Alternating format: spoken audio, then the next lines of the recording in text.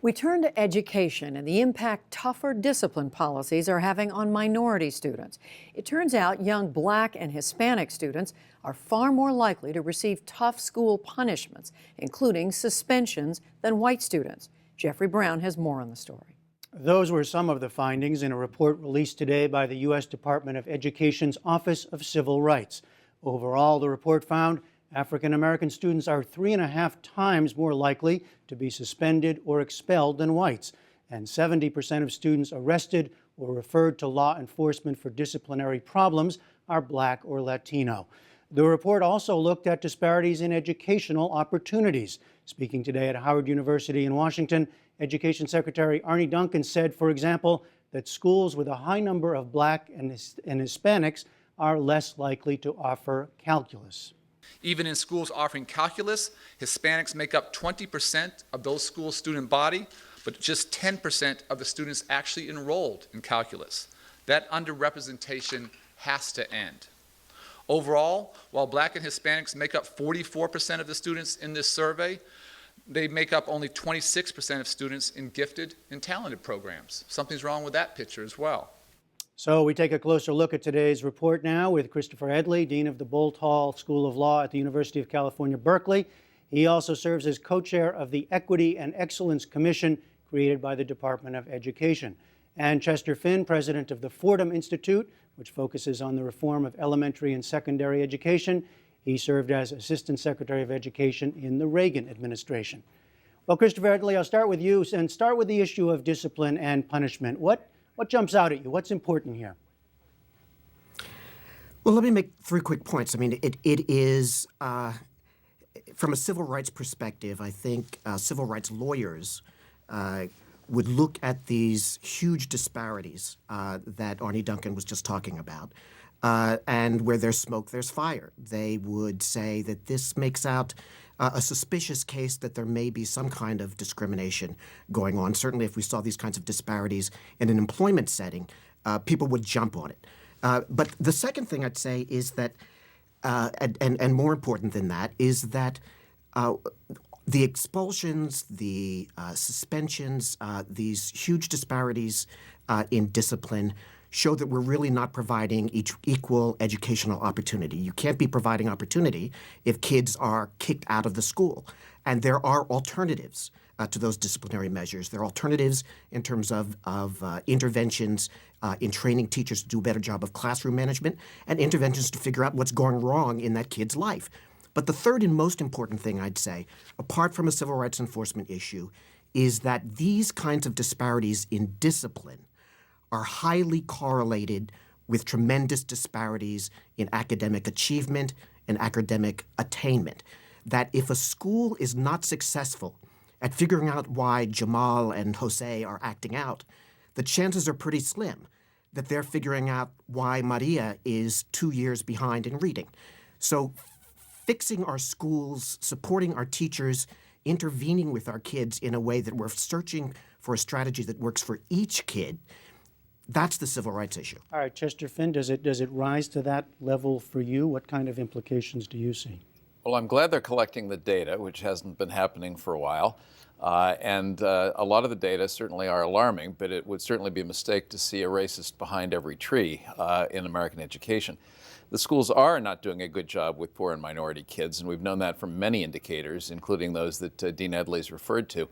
And certainly one symptom of school problems are these disparate discipline rates. But we have to also keep in mind that teachers and principals are trying to run an orderly school where kids who are serious about studying are not disrupted.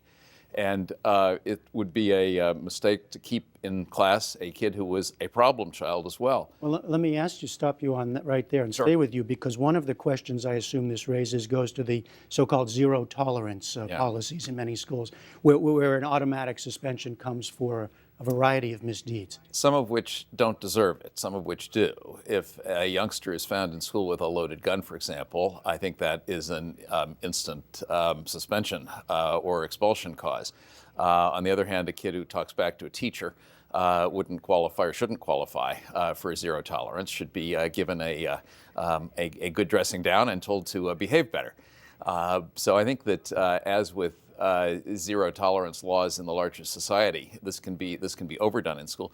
And frankly, some educators hide behind these zero tolerance policies because it means they don't have to make the decision about what to do with a kid. They can just say the rules compel me to suspend you. So, Dean Edley, when you broaden it out to these other disparities, and you already started to do that, you get data like this. What does one do with it? What happens next, or should happen next? Just to be clear, and I, by the way, agree with everything that Checker just said,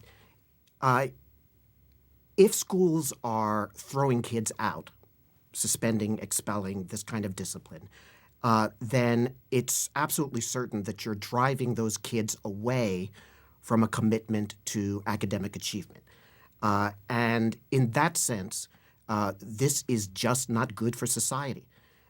We're focused on try to improve not just the equity, but the overall excellence of our schools, because we care about the opportunity for individual kids, but also because we know that America as a whole can't have the security, can't have the prosperity we want if we continue to run dropout factories as high schools and discard 30–40% of our human capital.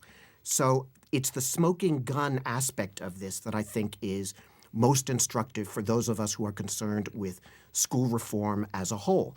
Interestingly, as bad as zero tolerance policies are, and I think they are terrible, and I think they're a civil rights problem, in schools where there is a zero tolerance policy, the disparities between minorities and white kids shrink.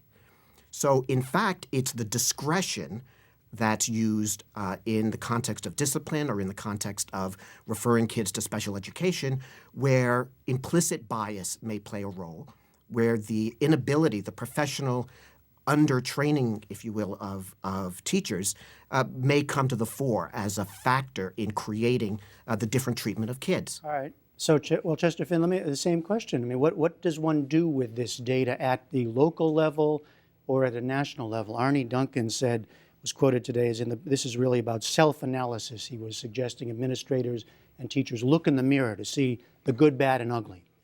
And of course they should. And of course data are valuable for people running schools and school systems. Some of this, though, is not within the control of the schools. Some of the kids who are being disciplined are coming from troubled homes and troubled neighborhoods and bringing a host of problems with them into the school, that the school, which has actually occupies a very small fraction of their lives, the school cannot solve all by itself. So I don't want to lay the entire burden here on schools. There's some larger societal issues here too. You can look at criminal incarceration rates in the justice system too, and see similar disparities. But some people do commit crimes, and just similarly, some kids don't behave well in school.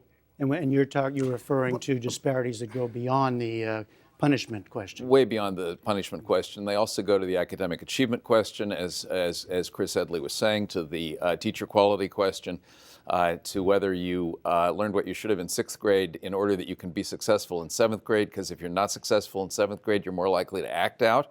And if you act out, you're more likely to be thrown out, which is, of course, a vicious cycle that begins way back probably in 1st grade. All right, we will have to stop there. But Chester Finn, Christopher Edley, thanks so much. Pleasure.